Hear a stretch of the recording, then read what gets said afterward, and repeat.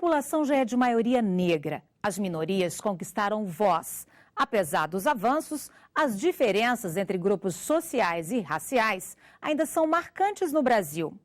Uma mulher negra com a mesma escolaridade ganha 40% do que recebe um homem branco. E este é apenas um indicador.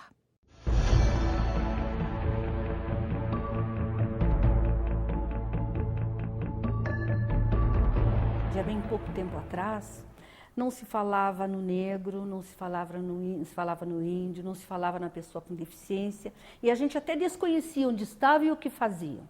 Porque eles eram escondidos, eles eram eliminados, escondidos, até que chegaram um momento que está a olhos vistos pela sociedade. Na nova geografia humana do Brasil, as minorias ganharam espaço.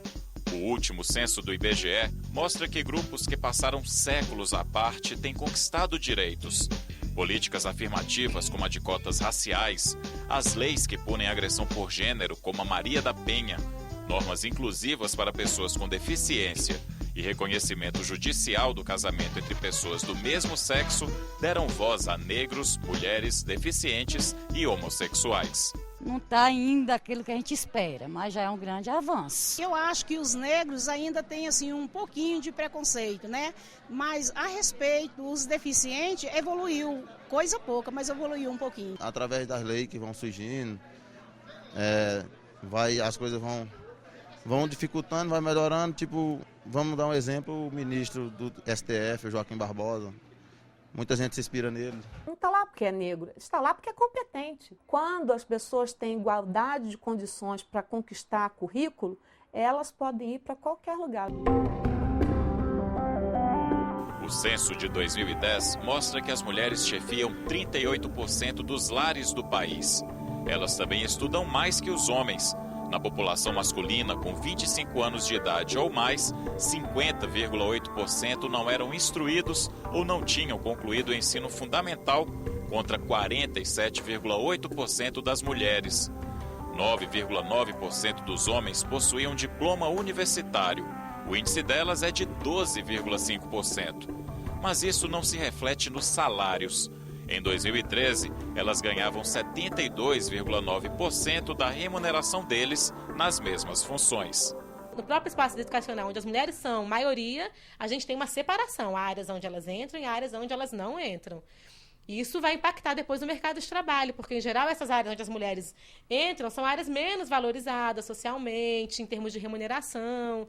Então, a gente tem um impacto aí que é forte. O aumento da autodeclaração revela que a autoestima dos negros brasileiros está maior. O percentual de pardos cresceu de 38,5% em 2000 para 43,1% no último censo. O índice de pessoas que se declaravam pretas subiu de 6,2% para 7,6% no mesmo período. Já o número de brasileiros que se reconheciam como brancos caiu. Eram 53,7% há 14 anos e hoje são 47,7%, minoria da população. Mas os baixos indicadores educacionais e de ocupação de negros no país mostram que ainda há muito a ser feito. Se a população branca ela tem uma taxa de desemprego 5,1%, e na população negra é 6,9%. Né? Se a gente fosse segregar ainda gênero e raça, as mulheres negras elas ficam praticamente, tirando os indicadores de escolaridade, sempre em último lugar. Estamos aquém, mas estamos menos aquém do que há 10 anos atrás. Só que hoje ainda a taxa da população negra está abaixo do que a população branca experimentava em 2003. Márcia sente na pele o que é ser mulher e negra no Brasil. Pós-doutora em comunicação social e consultora de moda, a brasiliense aprendeu cedo a erguer a cabeça sobre o preconceito. O negro, como diz na música do Gilberto Gil, é a mão da limpeza. Então, eu estava sentada na minha cadeira de diretora de curso e a pessoa batia na porta com a plaquinha escrita, com meu nome lá e dizia, cadê a diretora? Um dia eu me levantei, fui pegar um copo d'água, voltei e disse, agora serve, você quer entrar? Porque a diretora sou eu. A gente tem sempre essa hierarquia, os homens brancos, os homens negros, mulheres brancas e as mulheres negras, mesmo com o mesmo nível de escolaridade. Quando você não tem consciência do seu lugar no mundo, você não tem qualidade de vida. O censo também revelou que 23,9% dos brasileiros declararam ter algum tipo de deficiência. Isso significa que mais de 45 milhões de pessoas vivem com algum tipo de limitação no dia a dia. A maior parte alegou problemas de visão. O resultado ajuda a direcionar as políticas públicas do Poder Executivo. Este reconhecimento é que vai abrindo portas para nós. Hoje já existe um pouco mais dessa fala, a defesa de direitos, coisa que há bem pouco tempo atrás não tinha.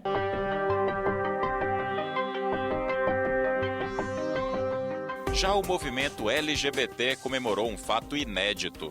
Pela primeira vez, o IBGE catalogou o número de casais formados por pessoas do mesmo sexo.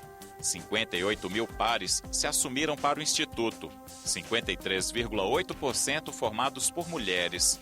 O reconhecimento pode pavimentar um caminho sem volta contra a homofobia, mas a cultura que discrimina gays ainda é forte no país. Você chega junto com a sua namorada, de mãos dadas, chega um outro casal hétero ao mesmo tempo, prefere ceder a mesa para aquele casal hétero e o outro casal LGBT tem que ficar esperando, isso é um tipo de constrangimento. O LGBT ele é brasileiro como qualquer outro. Uma minoria em especial precisa de maior atenção: os índios. O IBGE catalogou 305 etnias indígenas, 200 delas em reservas que ocupam 12,5% do território nacional. Os mais de 817 mil brasileiros que se declararam índios têm menor acesso à saúde e à educação. 36,1% dos domicílios não têm banheiro e 23,3% das pessoas com 15 anos ou mais são analfabetas. A atenção, né, do Estado com relação a várias questões, né, não estão contemplando da maneira que deveria ser a população indígena.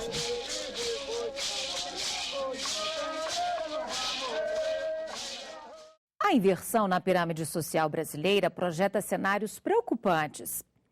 Como bancar a aposentadoria, as contas da Previdência e garantir qualidade de vida e saúde para quem precisa de maiores cuidados na velhice?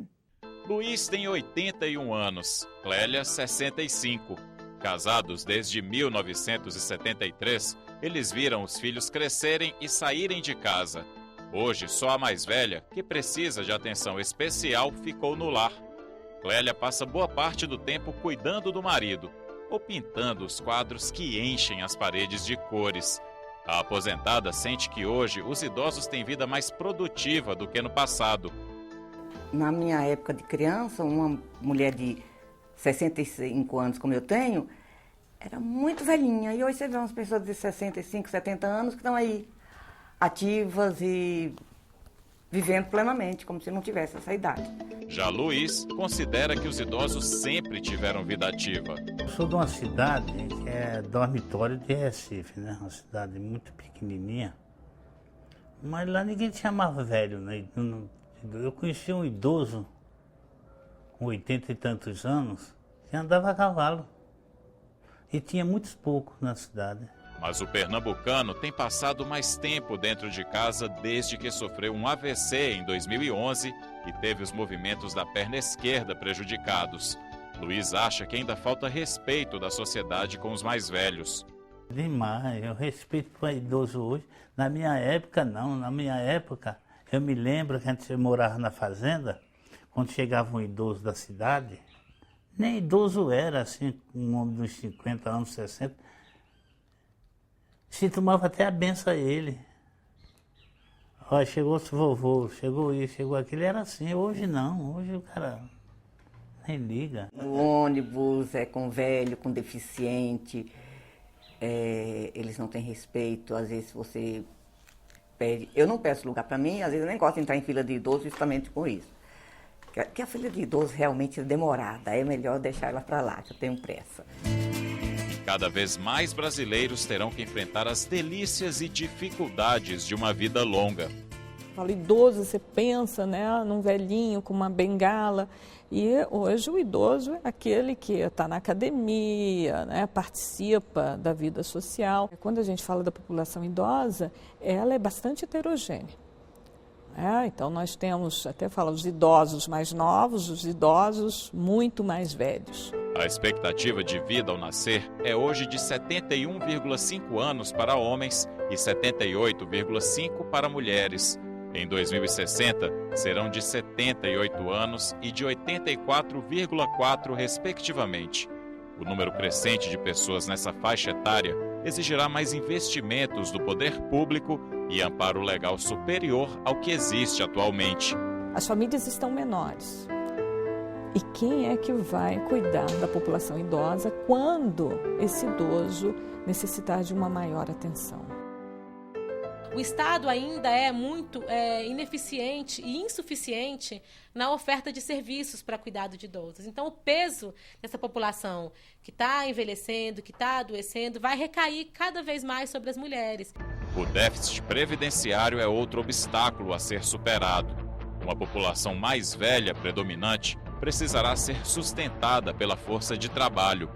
Hoje, para cada aposentado, há 10 trabalhadores ativos. Em 2050, a proporção cairá.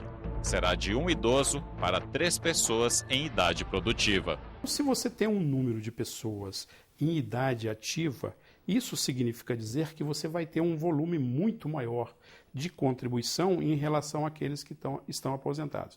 Mas para isso é preciso que os governantes estejam atentos em relação a isso, inclusive desenvolvendo mecanismo e colocando isso nas plataformas de governo. A arrecadação tem sido menor que as despesas. A Previdência Social terminou 2013 com um déficit de 51,2 bilhões de reais, valor 14,8% maior que o registrado em 2012. O saldo vermelho pesa diretamente nas contas do governo. Dados do Banco Interamericano de Desenvolvimento mostram que 3 em cada 20 brasileiros com mais de 65 anos não têm aposentadoria e 40% dos trabalhadores não economizam para isso. A maioria de nossos aposentados recebe em média R$ 46 ou menos por dia. Menos de 3 em cada 10 profissionais autônomos estão poupando dinheiro para a velhice. O cenário para o futuro é sombrio.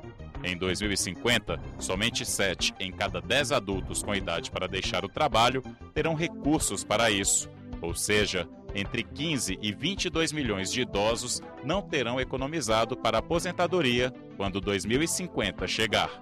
Uma das formas de enfrentar todo esse problema que nós temos aí pela frente é muito mais no sentido de você organizar o país, desenvolver um modelo econômico adequado para que o país retome as trilhas do crescimento e possa efetivamente trazer essas pessoas que não trabalham, que já estão em idade de trabalhar, para dentro do sistema econômico e, principalmente, fazendo com que elas se formalizem. Reformar a Previdência e mudar a cultura da sociedade para observar os direitos dos mais velhos são fundamentais para colocar essas soluções em prática.